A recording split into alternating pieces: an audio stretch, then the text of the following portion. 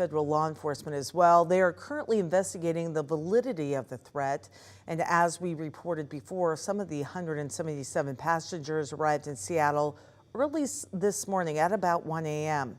The suspect has been taken into custody and the suspect's name has not been released as of yet, but we are working to confirm it with police. The suspect is expected to be in court sometime today.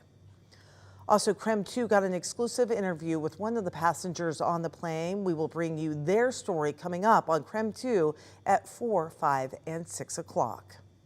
Also developing now, the Grand County Sheriff Office had to detain a man for making threats near the Gorge Campground this morning. Now, this comes as the campground is officially reopening for the first time in the wake of a mass shooting that happened just last month. According to the Sheriff's Office, Live Nation Security discovered the man inside the campground as they were preparing to open this morning. He was removed and walked south, and as he passed the gates of the campground, he was overheard talking about explosives. Sheriff's officers arrived and detained him. Bomb-sniffing dogs searched the area but found nothing. Now, law enforcement telling us they believe the man was a transient from Oregon and did not pose a credible threat. The Gorge Amphitheater and Campground will be reopening again for the first time. Dead & Company is performing tomorrow, which means campers are arriving today ahead of this weekend's events. And this, of course, coming just one day after the suspect in that deadly shooting was back in court. Right, I'm going to take your plea one at a time. First, to count one, murder in the first degree, guilty or not guilty? Not guilty. Count two. 26-year-old James Kelly entered 5 not guilty pleas. He is accused of killing 2 women and shooting 3 other people at the Beyond Wonderland festival that was back in June. Now he is headed to trial. Court documents show Kelly traveled to the Beyond Wonderland Music Festival with his girlfriend on June 17th. And then, according to documents, that night he took psychedelic mushrooms and began hallucinating. Police say he then took out a handgun out of his truck and started firing into the campground.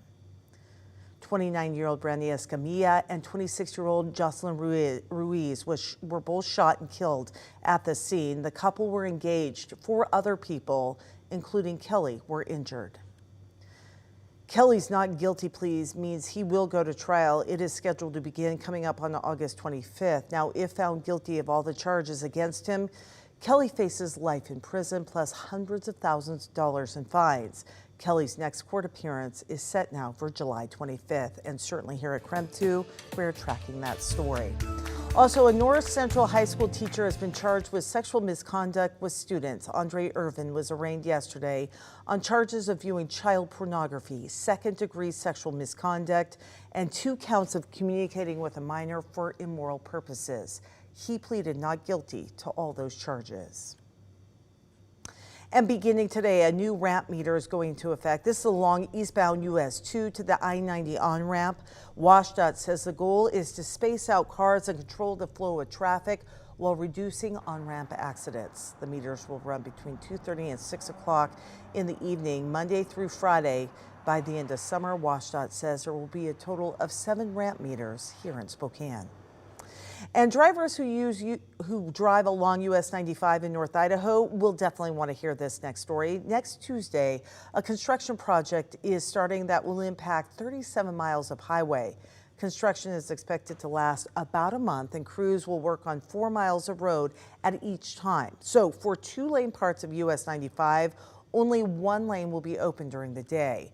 There are 4-lane sections that will have a single lane closing in one direction at a time. So it will cause some delays. Pilot cars will be in place to help guide any traffic. All right, 12:06 right now. So let's talk about weather. Let's head outside. We have Nicole Hernandez joining us. She's filling in for Thomas Patrick today. And Nicole, you definitely are working a hot week. Oh, very hot. It is so warm. Even just right now, it's only noon and we have still warming up to do. And I am quite warm standing out here in the sunshine, and other people are warm too, because check it out, there's people already lined up on the beach out on Lake Coeur d'Alene right now, so that is very exciting. I was just yelling at Laura a couple minutes ago saying, look, there's people at the beach already. That's because, well, it's warm enough to be at the beach right now. It is 83 degrees here in the Spokane area already, and again, it is just noon we're going to continue warming up from there for your afternoon highs. But across the region, we're similar. We're sunny pretty much everywhere. 80s. Moses Lake already reaching that 90-degree point. Sandpoint not quite at the 80s yet at 79, but for the most part, we are just seeing a very warm start to our afternoon. And like I said, we're warming up. The one thing we do see is some haze in the skies today and through tomorrow as well. We'll talk about that a little bit later, but it's not going to stop us from getting hot. Ultimately, we end up likely reaching that 90-degree point here in Spokane, at least by the end of the afternoon.